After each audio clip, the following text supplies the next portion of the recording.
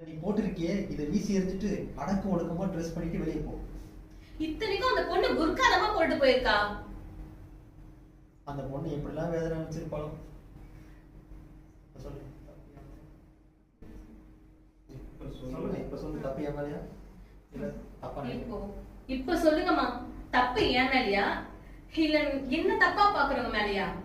ஒழுக்கமா ட்ரெஸ் பண்ணிட்டு போன அந்த பொண்ணுக்கே இந்த நிலைமைனா உன் நிலைமை கொஞ்சம் யோசிடி.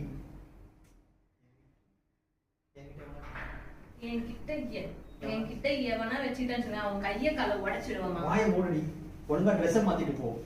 முடியாது. ஏன் முடியாது? என் ஃப்ரெண்ட்ஸ் எல்லாம் ஒரு மாதிரி பாப்பாங்கம்மா. இப்படி போனா ஊரே பாக்கும். அது பரவாயில்லையா உனக்கு?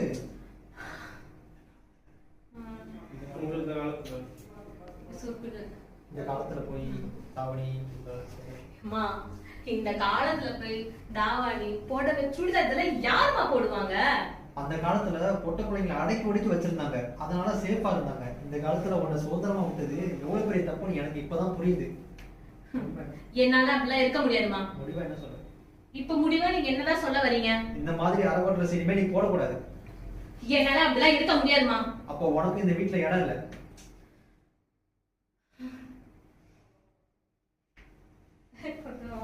ஃபீல் பண்ணனும். இல்ல சார், லாஸ்ட்ல ஃபீல் பண்ணலாம். இன்னும் கொஞ்சம் ஃபீல் பண்ணணும். அதாவது அழுகி வரணும், கோவம் அழுகை வரணும். கட் பண்ணுங்க. அழுகனா ஒரு மாதிரி